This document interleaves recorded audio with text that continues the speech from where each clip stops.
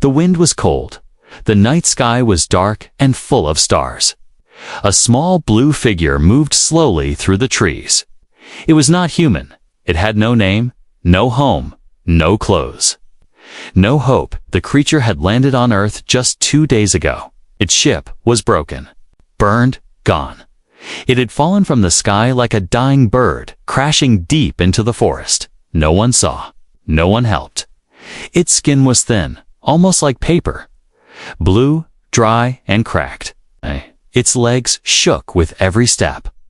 Its eyes, big and black, blinked slowly, looking for light, warmth, anything. It did not know this world. It did not know the language. It only knew pain and hunger. The trees were tall and quiet. Snow fell from the sky, soft but cold. The creature wrapped its long arms around itself, trying to stay warm. But the cold was inside its bones now. Somewhere, far away, it heard voices, human voices. It turned and walked the other way. It had seen humans from far away once. Loud, fast, scary. It did not trust them. The creature walked all night. Its feet bled. Its breathing was slow. The world around it was silent now. No birds, no animals. Just snow and cold wind. Then, a light, a small warm light. Far in the distance, it was a house. Old wooden, a single yellow light glowing in the window. Smoke came from the chimney. Fire inside. Heat. The creature crawled forward, step by step. It fell in the snow many times, but it kept going. That light, it pulled something deep inside its mind. Hope. It reached the door. Wooden, strong, no sound inside. The creature raised its hand and touched the door once, then twice. Knock, knock, no answer. It knocked again, harder. Then its legs gave up. It fell, eyes closing, darkness taking over then. The door opened. Warm light hit its face. The creature tried to lift its head but couldn't. A shadow stood in the doorway. A tall figure, human, a woman. She had kind eyes. She looked down at the creature. Her face showed no fear. The creature tried to speak, but no sound came. Then the woman bent down slowly.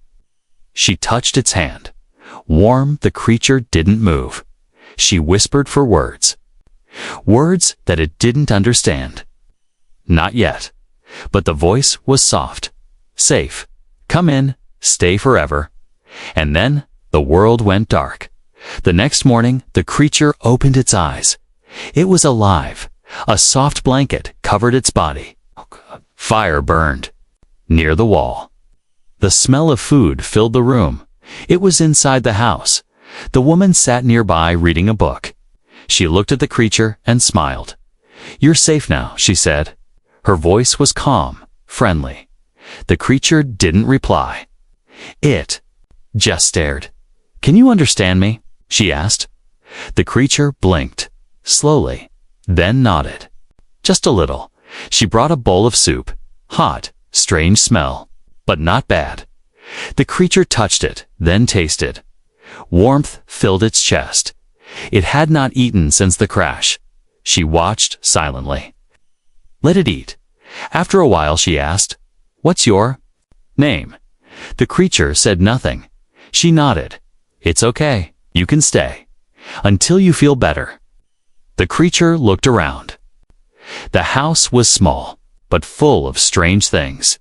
Books, pictures, lights. It had never seen things like this. But it felt something safe. Night came again. The woman placed a small mattress on the floor. "You can sleep here," she said. The creature lay down slowly, its eyes heavy just before sleeping. It looked at her. The woman smiled and whispered, "Good night." The creature didn't understand the words, but it understood the feeling. For the first time in a long time. It was not cold. It was not hungry. It was not alone. Late at night, the creature opened its eyes. Something was strange. The woman was gone. Then it heard a soft sound. Creak. A door opening. The creature sat up there. At the far side of the room was a door. Half open now. A narrow staircase going down. A basement. Before it could move, the woman appeared again. She closed the door quickly and locked it. She turned and smiled. "Don't go down there," she said softly. "It's not safe." She walked away. The creature stared at the closed door. Why wasn't it safe? Asterisk, the fire crackled softly in the corner. Shadows danced on the walls. The small blue-skinned creature lay still under a thick brown blanket. It was warm. Too warm. For a second, it thought it was back on its home planet. But no. The air was different. The smells were strange. The light was soft yellow, not silver like the moon's back home. Its eyes opened, wooden ceiling, a fan above, a soft, humming sound. Not a spaceship, not a forest. It was inside, a human home. The creature sat up slowly. Every part of its body ached. Its skin was still cracked, but no longer bleeding. A thick sweater now covered its chest. Pants, too. Human clothes. They felt strange, but soft. It looked around. Books on a shelf. Photos on the wall. A round clock ticking. And thereby the fire sat the human woman. She was reading again, her hair tied back. A small smile on her face. "You're awake," she said without looking up. The creature didn't answer. She stood up and walked over with slow, quiet steps. No fear. Just calm. "Don't worry," she said gently. "You're safe here." She placed a plate of something on the table. The smell was warm, sweet. Bread and soup again. The creature sniffed it, unsure. Then, slowly, it ate. The woman watched, but didn't speak. She let silence do the talking. After a few minutes, the creature looked at her. Its voice was weak, dry. "Why help?" The woman paused. Then she sat down beside it. "Because you looked like you needed someone." The creature blinked, not afraid. "I was," she admitted. "But I've seen many strange things in this world. You're not the worst," she smiled. The creature didn't understand the joke, but it liked the sound of her voice. Over the next few days, the woman taught the creature small things. How to use a spoon. How to sit on a chair. How to say hello and thank you. The creature was quick. Its mind remembered things fast. It repeated words slowly at first, then faster. Clearer, she called it Ash. She said the name just felt right. "You need a name," she said. "You deserve one. Ash." It didn't know what it meant, but it accepted it. One morning, Ash sat by the window, staring at the snow outside. The world was white, silent, endless. Peaceful but strange. Inside the house, everything was warm and soft. Outside, it looked cold and dangerous. Ash thought about its planet, the burning sky, the war. The escaped it didn't want to go back. It heard the woman in the kitchen humming a tune. Her name was Claire. She had told Ash on the second night. "I live alone," she said. "No family, just me. And now, you." Ash felt something inside its chest, a strange feeling, like belonging, but not everything was calm. At night, Ash sometimes heard things, strange metallic noises. A low humming sound from under the floor, a distant echo, like voices, but not in English. Not in any language, Ash knew. Once, when Claire was asleep, Ash walked quietly across the wooden floor. Past the bookshelves, past the fire, it stopped in front of a small, heavy door. The basement, the doorknob, was cold. Ash touched it. It didn't turn. Locked just then, Claire's voice echoed from behind. "Don't go down there." Ash turned quickly. She stood at the stairs, arms crossed, face come but her eyes, serious. "That room is old," she said. "Unsafe. It's full of tools and broken things." Ash stared at her. She smiled again. "Trust me, everything you need is up here." She turned and walked away. Ash looked back at the door. Something was wrong. Later that night, Ash couldn't sleep. The fire was low now, just glowing red coals. Ash sat by the window again, watching, thinking, why help a stranger? Why give food, clothes, safety? Why lock one door?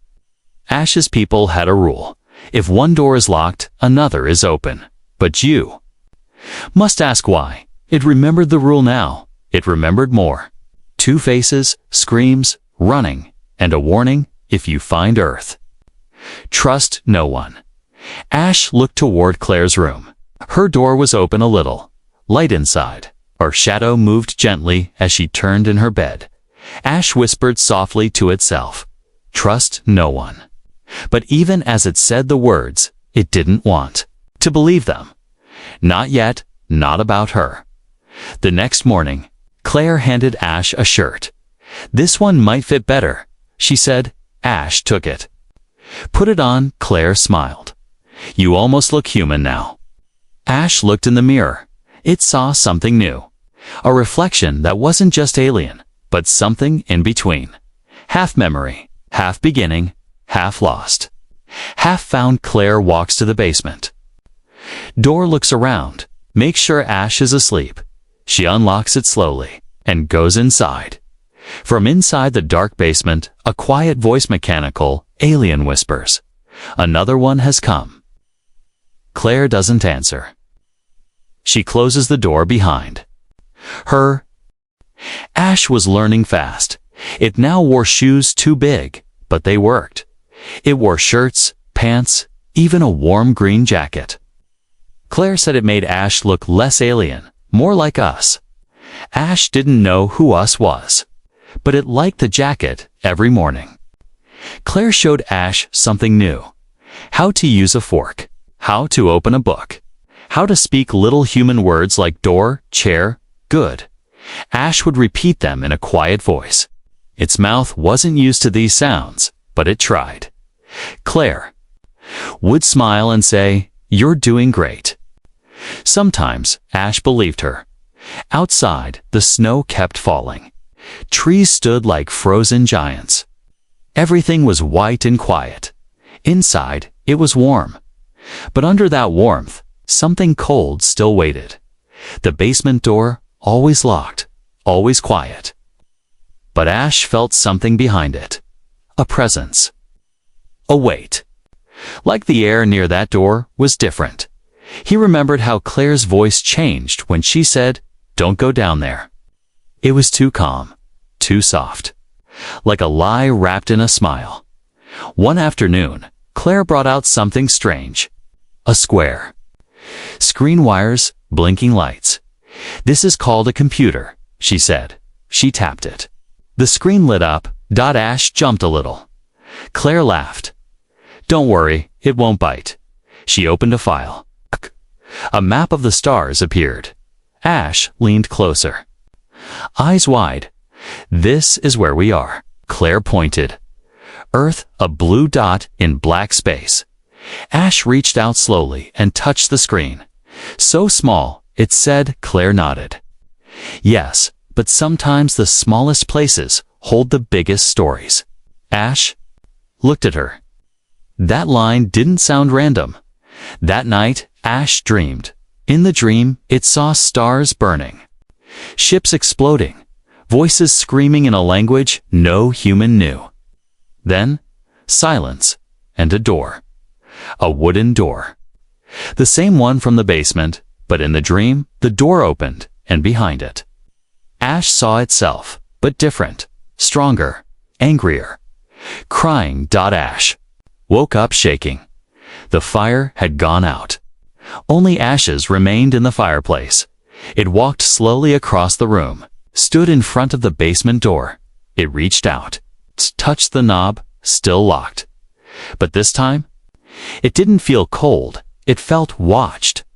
Ash stepped back. Then it saw something on the floor. Tiny scratches, like claw marks, sat the edge of the door. Faint, but there it ran its finger over them. Not human. The next morning, Claire noticed Ash was quiet. Bad dream. She asked, nod, nod. Claire gave it a long look, then said, sometimes dreams are not just dreams. Sometimes they're warnings. Ash looked up. What is in the basement? Claire paused, then smiled, but it didn't reach her eyes. Old memories, she said. Things better left buried. That evening, Claire made tea. She handed Ash a cup. Ash looked at it, unsure. It's safe, Claire said. It helps you think. Ash sipped slowly. Warm, bitter, strange. They sat near, the fire in silence. Then Claire spoke. Before you. Another one came here, a long time ago. Ash's head turned quickly. Like me, Claire nodded. Yes, crashed, hurt, lost. What happened? She looked into the fire. Her voice dropped. It couldn't stay. Why? Claire didn't. Answer. Ash pressed. You send it away. Claire stood up, walked to the window. No, it chose to leave. But it never got far. Ash felt its chest tighten. What do you mean? Claire turned. Her face was sad. Some visitors carry more than pain. They carry danger too. Sometimes even they don't know it. That night, Ash couldn't sleep. It kept hearing soft mechanical sounds below the floor. Whirs, clicks, a low hum, almost like breathing. Ash knew one thing for sure now. There was something in the basement, something not human, something not gone. The next day, Claire left the house for supplies. She gave Ash her usual warning. Stay inside, stay safe. As soon as the truck drove away, Ash moved fast. It walked to the kitchen, opened drawers, searched high and low, found a silver key. It stood before the basement door. Held the key in its shaking fingers. One slow breath. Then click. The door unlocked. It creaked. Open darkness. A smell lulled metal. Dust. Something faintly burnt. Ash stepped inside. Each stair groaned. Under its feet, down, deeper, until it reached the bottom. The basement was full of boxes, shelves, wires, strange glowing lights in the center of the room. A metal chair attached to a chest, next to a 10-old screen. Still blinking, Ash stepped closer. The screen flickered. Then a voice played. Mechanical. Faint. Test subject 03. Memory not stable. Repeating distress signal. Ash froze. Another voice. Not mechanical this time. A voice like its own. If anyone hears this, help me. Don't trust the human. Ash stepped back in shock. The screen went dark. Suddenly, a shadow moved behind it. Ash turned quickly, but nothing was there, just the echo of its own breath. Then, from the top of the stairs, a soft sound and footsteps. Claire was home. Asterisk, Claire stands at the top of the stairs holding a bag of supplies. Her face is unreadable. She looks down at Ash, who stands frozen in the basement. Claire says just one word, soft and steady. I told you not to go down there. Asterisk, Claire stood at the top of the stairs, still, silent, shadowed by the light behind. Her Ash froze. The air in the basement suddenly felt heavy. Thicker, hard to breathe. I told you not to go down there, Claire said again. Her voice was calm, but something under it felt cold. Ash slowly stepped back from the chair, from the screen, from the voice that had sounded like its own. Claire walked down the stairs, slow, steady. Each step echoed like thunder. When she reached the bottom, she didn't look angry. She looked tired. She glanced at the screen. It was dark now. Blank. Silent. You weren't supposed to hear that, she said softly. Ash's voice shook. Who was that? Claire didn't answer right away. She ran her fingers over the metal. Chair then looked up. That was someone like you, she said. Long ago. Ash stared. You kept them here. Claire sighed. They were dangerous. Ash's heart pounded. Why was their voice asking for help? Claire stepped closer, not threatening, just close enough to speak quietly, because pain makes people say strange things. She whispered. Ash didn't believe her.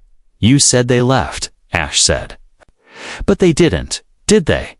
Claire looked away. Her eyes flicked toward a locked cabinet in the corner. They tried, she said. But not everything leaves when it dies. Ash felt a chill crawl up its spine. What do you mean, Claire? Step to the cabinet. She unlocked it. Inside jars, tubes, wires. A small silver sphere floating in green liquid. Ash recognized it. A memory core. Alien tech. From its world, Claire looked back. I saved what I could. Ash took a step back. You kept parts of them. Claire's voice lowered. I study, I learn, I protect. Ash felt like it couldn't breathe. The warm home, the fire, the clothes, the food, was it all a trap? Why help me? Ash asked. Claire walked past slowly. She didn't look angry. She looked sad. Because you're different, she said. You didn't attack me. You didn't bring war. You wanted to survive. Ash shook its head. You're hiding something. Claire nodded. I am. Silence hung in the air. The only sound was the faint hum of a machine behind the wall. Ash asked, Did you hurt them? Claire didn't blink. No, she said. But I couldn't save them either. She walked to a table, picked up a small device, placed it in Ash's hand. They left this message for you. I found it after they were gone. I was waiting for the right time. Ash looked at the small black cube. It was smooth, cold, and pulsing softly. Alive, Claire whispered. Play it upstairs. You'll understand more than I can say. Then she turned and walked out. Back in the warm room, Ash sat by the fire, the cube in its hand. Claire had gone to her room. No sound came from the hallway. Ash pressed the center of the cube. It blinked. Once, then, a hologram appeared. A figure, thin, blue skin. Eyes wide with fear and pain, like Ash but older. The voice was broken. If you see this, then she found you too. Her name is Claire. She says she helps. Maybe she does. But don't stay forever. The image flickered. I stayed. I thought she was saving me. But this house is not what it looks like. She's not evil. But she's not innocent. She knows things. Alien things. She works for someone. Or something. I don't know who. The voice trembled. Run. Or ask the right questions before it's too late. The cube went dark. Ash stared into the fire. The warmth didn't feel safe anymore. The walls felt too close. The windows too quiet. Ash walked to the hallway. Claire's door was still closed. Ash leaned in. Listened, no sound. Ash turned back toward the living room and saw something strange. One of the picture frames was open. It wasn't a photo inside. It was a card, black, with a strange symbol, a triangle inside a circle, glowing faintly. Ash touched it. The wall behind clicked. A hidden compartment slid open. Inside. A file. Documents. Photos. Maps of space. Pictures of alien ships. And a list. A list of names. Not human names. Ash's name was on it. Suddenly, behind it, find what you were looking for? Claire's voice. Ash turned. She stood there. Not angry. Not smiling. I was going to tell you, she said. Ash held up the file. What is this? Claire walked forward. Looked tired. My job. What job? She paused, then said 2 words. Alien control. Ash stepped back. Claire raised a hand. It's not what you think. I don't hunt. I protect. I keep balance. Shouted. You lied. Claire's voice cracked. I didn't lie. I waited. I waited to see who you are. She looked straight at Ash. Now I know. Outside the house, a light flashes in the dark sky. A silent drone floats down. Black, sleek, watching on its screen. Target found. Activate protocol. Back inside. Claire's phone buzzes. She sees the alert. She looks at Ash and says, calmly, they're coming. You have one choice now. Stay or run. The drone hovered above the house, silent, watching, waiting. Its black surface reflected no light. Only one small red dot, blinked like an eye that never blinked. On its display screen, target confirmed species 6227 Zalith, engage or observe. Awaiting order inside the house. Claire stared at her phone. Her hand didn't shake, but her heart did. Ash watched her from across the room. What is that? Ash asked. Claire didn't answer. Ash stepped closer. Tell me. Claire slowly lowered the phone and looked up. They found you, she said. Outside, the wind picked up. The trees swayed, whispering secrets in a language only the night understood. Ash felt something rising in its chest, something old, not fear. Not anger, instinct, a deep memory from the stars. When did you call them? Ash demanded. Claire's face changed. I didn't. Ash didn't believe her. Not fully. Not anymore. Then how did they find me? Claire stepped toward the fire. She didn't look scared. Just tired. They don't need my help, she said. They watch everything. They were always coming. Ashes. Fists clenched. You knew it, said. Claire turned. Her eyes were sad. I hoped they wouldn't come. The fire cracked loudly. The drone outside clicked once. A signal. A warning. Claire placed her phone on the table. Slowly, then she said something Ash didn't expect. You're not just a refugee, are you? Ash blinked. What? Claire spoke carefully now, like every word was made of glass. You're more. Then lost, you're carrying something, in your body, in your mind, a code, a weapon, something. Ash shook its head. I don't know what you're talking about. Yes, you do, she said softly. I've seen your kind before.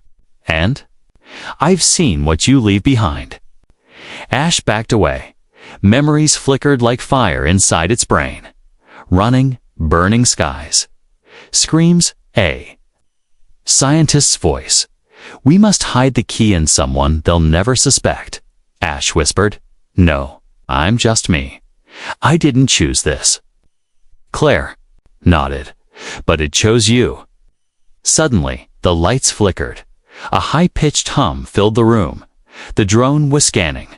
Claire ran to the shelf, opened a drawer, pulled out a strange black device, and tossed it to Ash.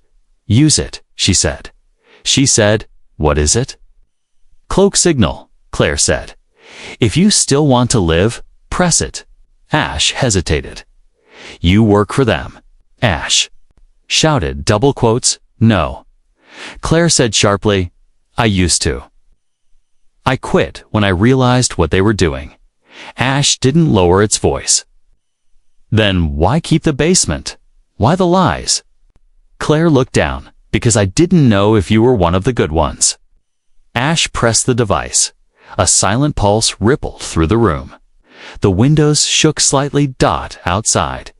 The drone froze. Its red light turned yellow, signal lost. Target. Hidden, it floated up and disappeared into the clouds. Silence returned.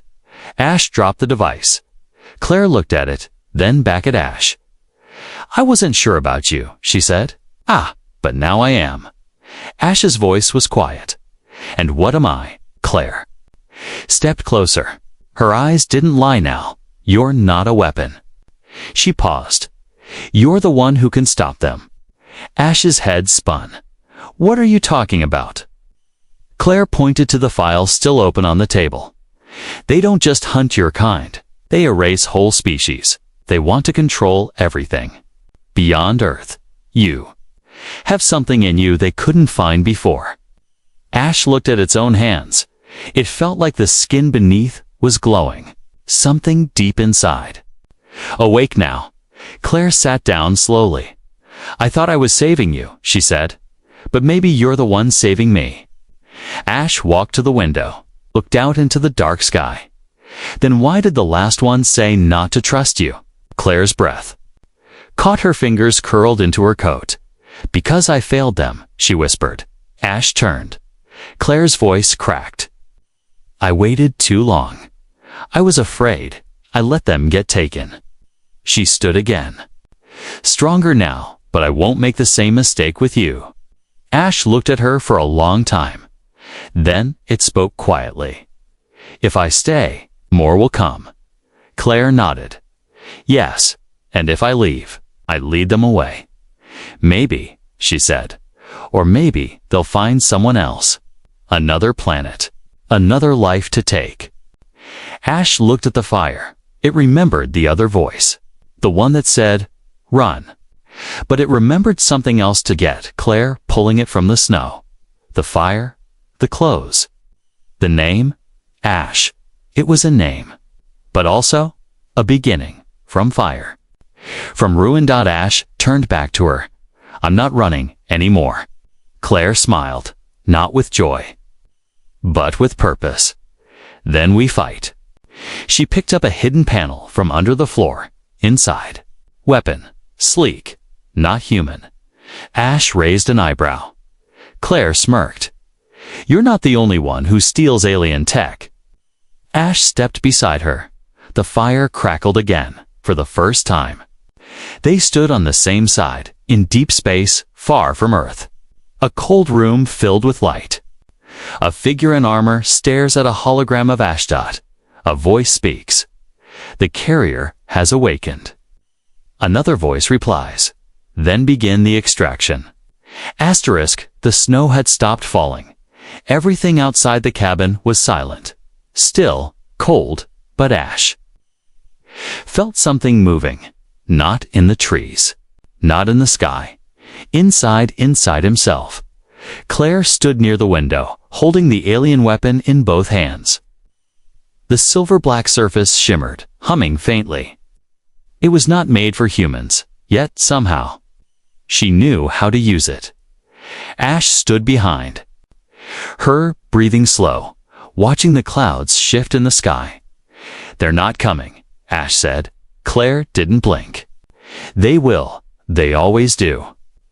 Then the sound came. Boom. Low, distant, but steady. Ash's eyes narrowed. "Ship," Claire nodded. "Landing far enough to not scare the humans. Close enough to reach us fast." Ash's skin began to glow, faintly under the sweater. "What do they want?" you, Claire said. "Or what's inside you?" Ash backed away from the window. His body felt different. Warmer, brighter. A quiet energy pulsed in his chest like a heart made of stars. Had just woken up. "I don't know what's inside me," he said. Claire turned to face him. "Maybe not. But they do. That's why they've followed every survivor of your world. And that's why you're the last." Ash looked down at his hands. "Then I'm not just a refugee," he said. Claire stepped closer. "No, you're the final lock." Ash looked. "Up? Locked to what?" Claire's eyes met his, to a door that should never be opened. They packed fast. Claire opened hidden panels in the floor and walls, more weapons. Strange machines, one small orb that floated when released. Ash stared. "You were preparing for war." "No," Claire said. "I was preparing for you." Outside, the wind returned, but it wasn't natural anymore. Ash stepped out onto the porch above the trees. Clouds shifted, then split. A black, needle-shaped ship lowered from the sky. No sound. No fire. Just cold metal and red lights blinking along its surface from beneath it. Something dropped. A creature, tall, armor-clad, sharp limbs.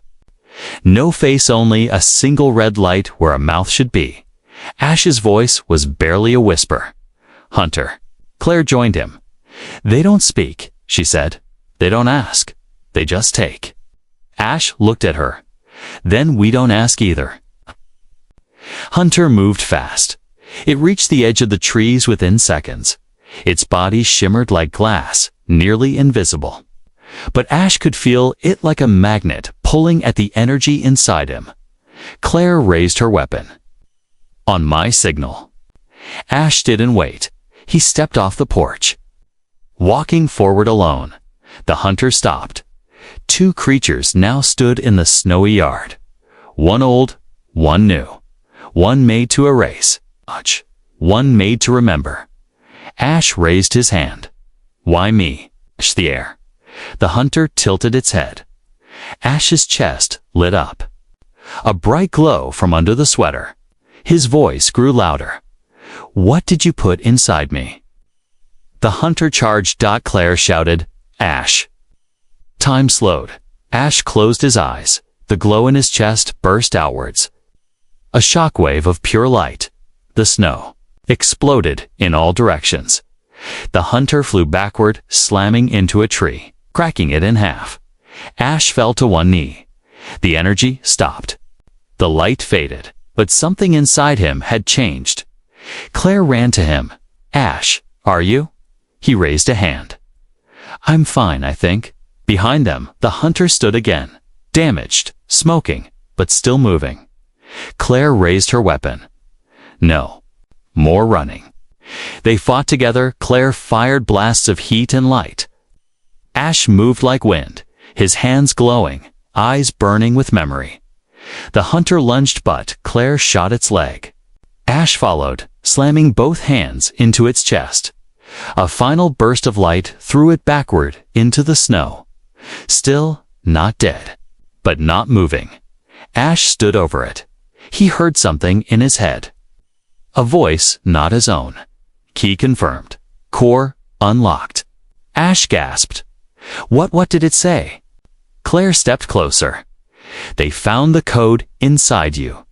Ash turned to her. "Then they'll keep coming." Claire didn't disagree. "But now you know what you are," she said. "And we know how to fight back." Ash looked down at his glowing hands. "I was never meant to survive," he said quietly. "I was meant to carry the last piece of the lock." Claire nodded. "And now that piece is awake." Inside the fallen hunter's chest, a red light blinks. Signal sent. Far above Earth. In a dark command ship, thousands of red eyes open at once. The carrier is active. Begin planetary protocol. Back on Earth, Claire loads her weapon. Ash looks toward the stars and says, "Let them come." The stars above Earth were no longer silent. A signal had gone out. A warning. The carrier lives.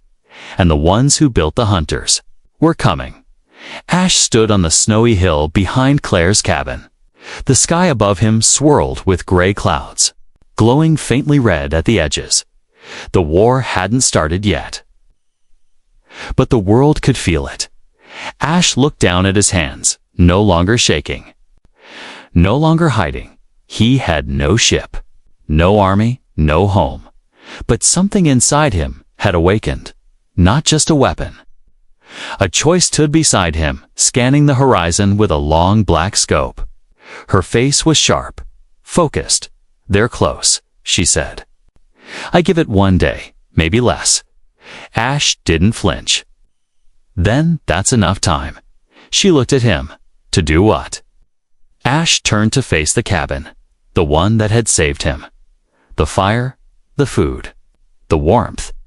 He had come here broken, but now he knew. He wasn't the last of his kind. He was the first of something new. They spent the night preparing. Claire rewired the old machines in the basement. The ones she once used to study, to trap. To protect now, she gave them to Ash. A gift from the past, she said, handing him a glowing band. For your future, Ash placed it on his arm. It lit up, accepting him.